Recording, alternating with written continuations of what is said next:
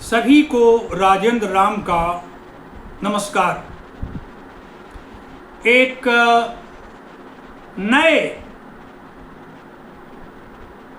विषय वस्तु के साथ आपके सामने उपस्थित हो। विषय वस्तु गंभीर, धार्मिक, दार्शनिक, ऐतिहासिक, आर्थिक एवं धर्म परिवर्तन से संबंधित है। अनेक मित्रों ने कहा कि धर्म परिवर्तन, धर्मांतरण पर एक मैं व्याख्यान आपके सामने रखूं।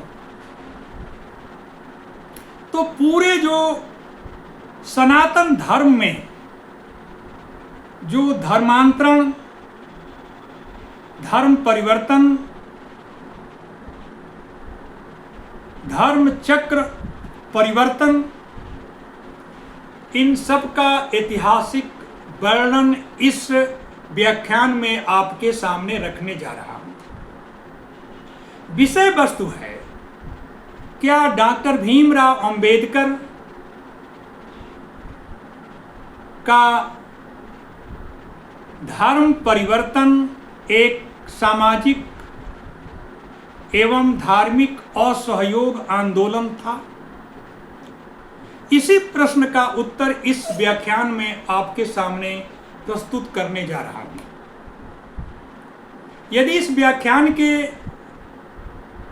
यदि हम भूमिका में जाएं, प्रस्तावना में जाएं, तो कह सकते हैं कि वैदिक सनातन धर्म सबसे प्राचीन धर्म है।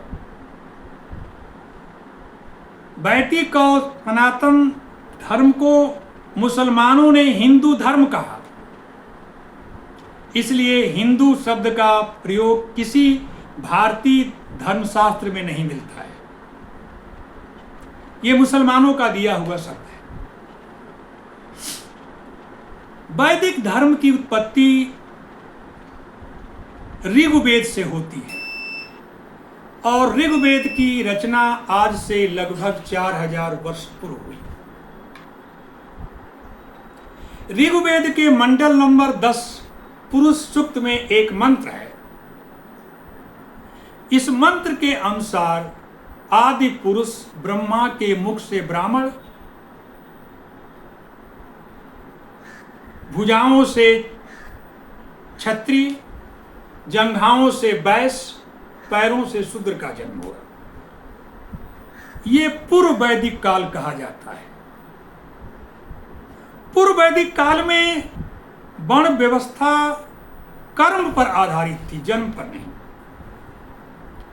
लेकिन करीब 500 वर्ष बीतने के बाद जब उत्तर वैदिक काल आता है, उत्तर वैदिक काल करीब 1000 वर्ष तक रहता है। उत्तर वैदिक काल में वर्ण व्यवस्था से जाति प्रथा उत्पन्न होती है, जिसका कारण मनु स्मृति कहती है कि वर्ण संकर, अनुलोम और प्रतिलोम विवाह इसके मुख्य कारण थे।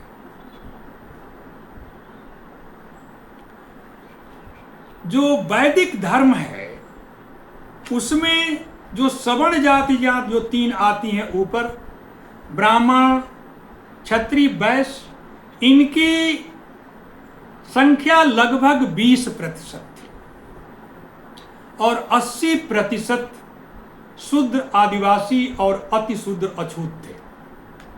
तो इन 20% लोगों ने 80% पर हुकूमत किया।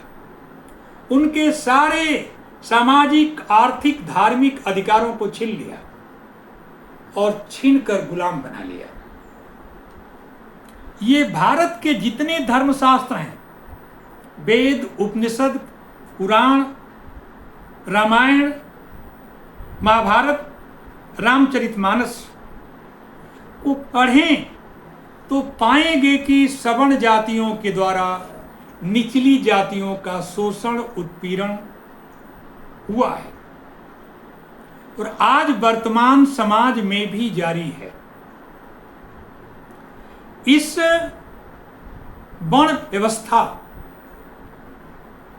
सनातन धर्म का यदि किसी ने विरोध किया तो भारत की सरजमीन पर क्षत्रिय वंश में जन्म लिए थे, दोनों राजा के बेटे राजकुमार थे।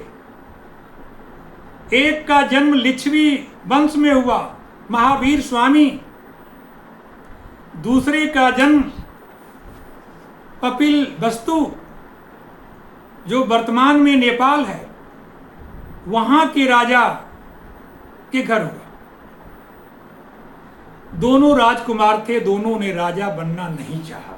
उन्होंने राजा बनने से इस जो सामाजिक धार्मिक व्यवस्था है इसको समाप्त करने के लिए, नई व्यवस्था को स्थापित करने के लिए उन्होंने योग, ध्यान, चिंतन, मनन किया।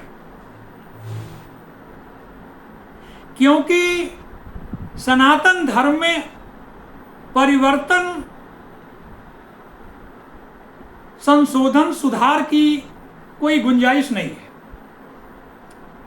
जो इसके संस्थापक हैं ये मानते हैं कि जिस दिन वर्ण व्यवस्था, जाति प्रथा मिट जाएगी उस दिन हिंदू धर्म ही मिट जाएगा। इसलिए हिंदू धर्म को स्थापित करने के लिए वर्ण व्यवस्था, जाति प्रथा को कायम रखना पड़ेगा। ये पिछले 4000 वर्षों से आ रहा है। लेकिन महात्मा बुद्ध ने बौद्ध धर्म की स्थापना की और महावीर स्वामी ने जैन धर्म की। जब महात्मा बुद्ध ने सारनाथ में बौद्ध धर्म का प्रचार किया तो केवल 5 लोग थे, पांचों उनके मित्र थे, जो वह भी सत्य की खोज में निकले थे। संसार में दुख का कारण क्या है उसको निवारण के लिए वह भी साधना तपस्या में लीन थे। तो ज्ञान प्राप्त करने के बाद महात्मा बुद्ध जब बौद्ध गया से सारनाथ आए और जब उन्होंने धर्म चक्र परिवर्तन जिसको कहते हैं, सनातन धर्म को छोड़कर बौद्ध धर्म को जब अपनाया गया तो सिर्फ 5 लोग थे। लेकिन 14 अक्टूबर 1956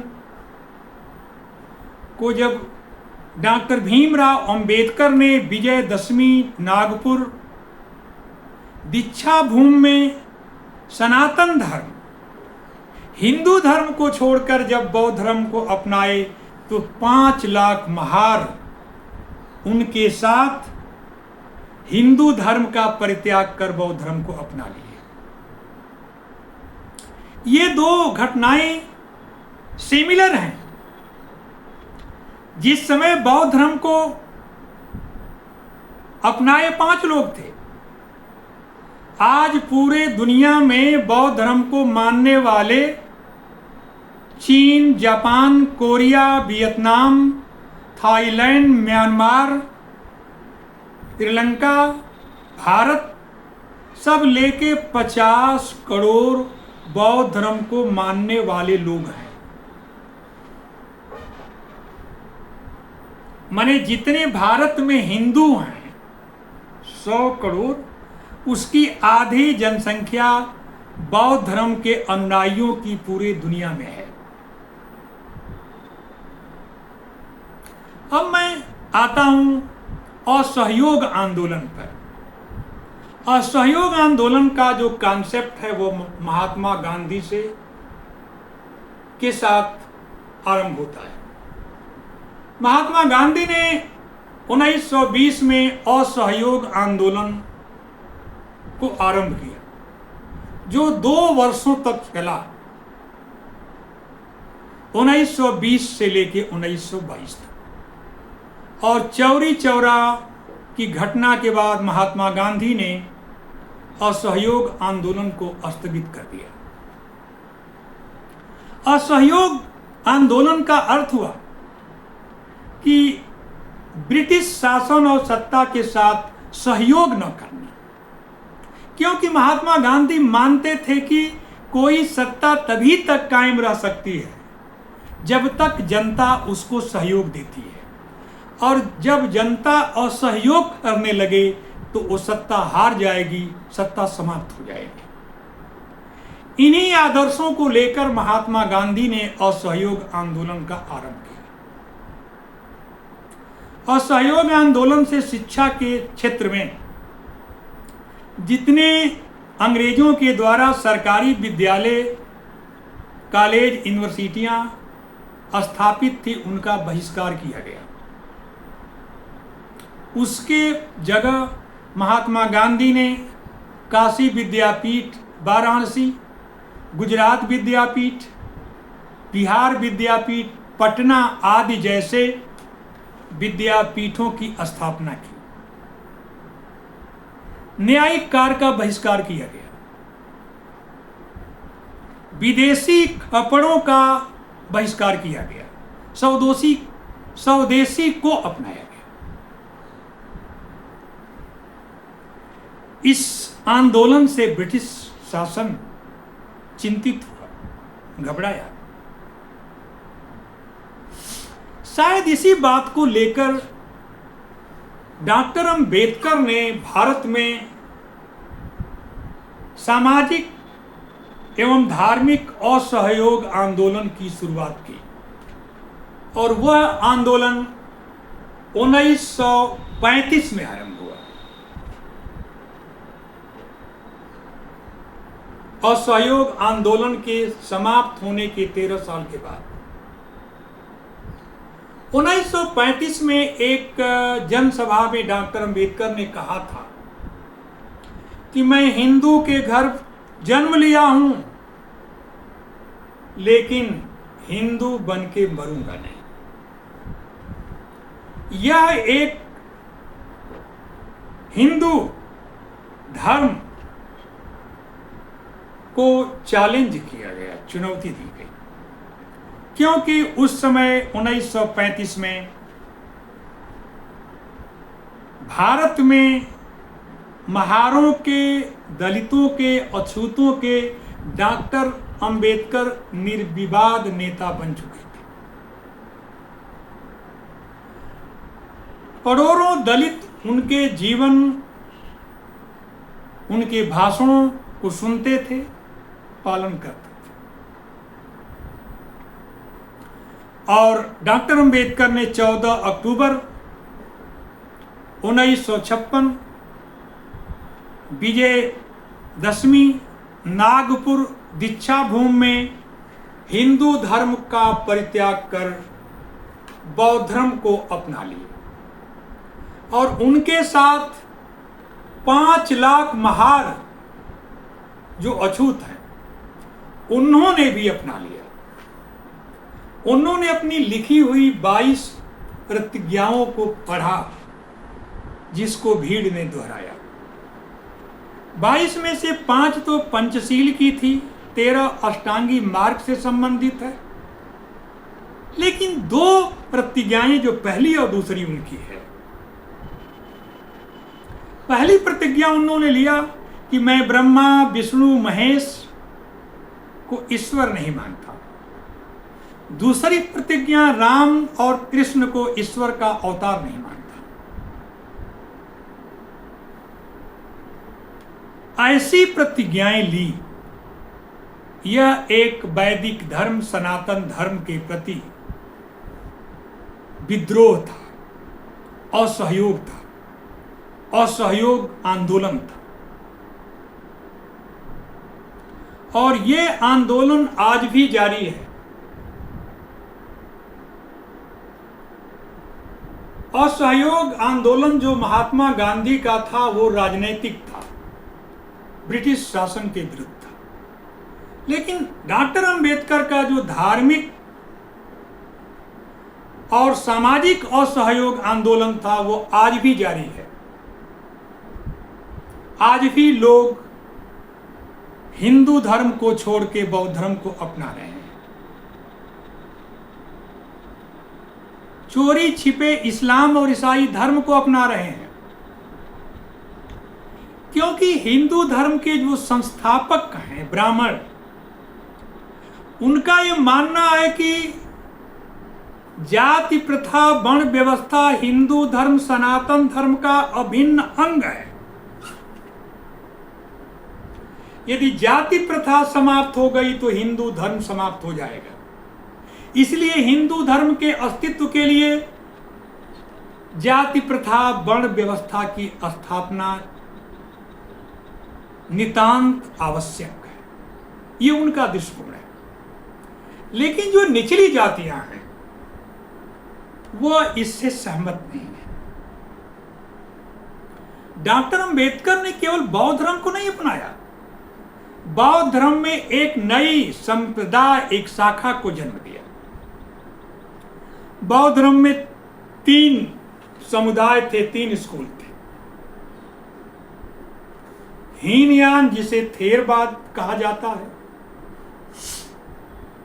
महायान, वज्रयान, एक चौथा जो अंबेडकर ने जो स्थापित किया वह नवयान है।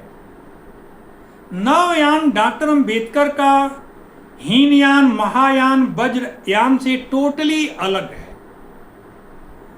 डॉक्टर अंबेडकर का मानना था कि जो हीनयान महायान में है, जो बौद्ध धर्म चीन में, कोरिया में, थाईलैंड, वियतनाम, लागोस में है, वो भारत में संभव नहीं है। भारत के परिस्थितियों के अनुसार एक नए समुदाय का, एक नए यान का जन्म दिया जिसका नाम है नवयान। इस संबंध में उन्होंने एक पुस्तक लिखी, दी बुद्ध एंड हिज धर्म। ये पुस्तक है, अंग्रेजी में लिखी गई है और जिसका प्रकाशन उनके मृत्यु के 1 वर्ष बाद 1957 में हुआ। क्योंकि हम महात्मा बुद्ध के विषय में जितना जानते हैं वो अश्वघोष के द्वारा रचित महाकाव्य बुद्ध चरित्र से जानते हैं। और बुद्ध चरित्र महात्मा बुद्ध के मृत्यु के करीब 500 वर्ष बाद लिखी गई और अश्वघोष एक बौद्ध धर्म के महायान शाखा से संबंधित है, बौद्धिस्ट थे और उन्होंने महात्मा बुद्ध के चरित्र चित्रण किया। हर चरित्र में 28 सर्ग हैं, संस्कृत में है। 14 सर्ग तो मिलते हैं, 14 सर्ग जो आखिरी हैं उनका विलोप हो गया, लेकिन उनका अनुवाद चाइनीज भाषा में मिलता है।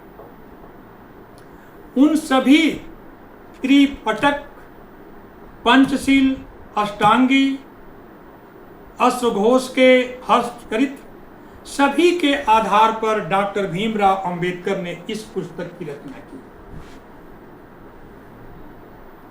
और ये जो बौद्ध धर्म के तीनों संप्रदाय हैं इनसे अलग है।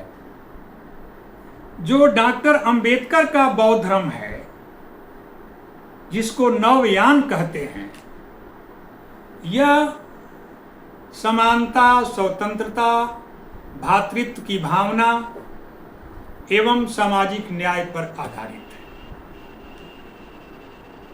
तो केवल उन्होंने भारत का संविधान ही नहीं लिखा, बौद्ध धर्म में एक चौथे समुदाय का जन्म भी दिया। एक बौद्ध धर्म की शाखा को उत्पन्न किया जिसे नव बौद्धिस्ट कहते हैं, नव बुद्ध कहते हैं। तो ये इनका योगदान रहा। आते हैं कि क्या डॉक्टर अंबेडकर का महाधर्म चक्र परिवर्तन एक असहयोग आंदोलन था? उत्तर है हाँ। इसको उन्होंने इसलिए अपनाया कि जो सनातन धर्म के संस्थापक हैं ब्राह्मण, उनको चुनौती दी गई कि हमें आपके मंदिर, आपके अनुष्ठान, आपके पूजा पद्धत से कुछ भी लेना देना नहीं है। हम इस धर्म को छोड़ के बौद्ध धर्म को अपना लेते हैं। यह भी हिंदुओं की धार्मिक सत्ता के साथ असहयोग आंदोलन था, जो आंदोलन आज भी जारी है और ये जारी रहेगा। आज बौद्ध धर्म को मानने वाले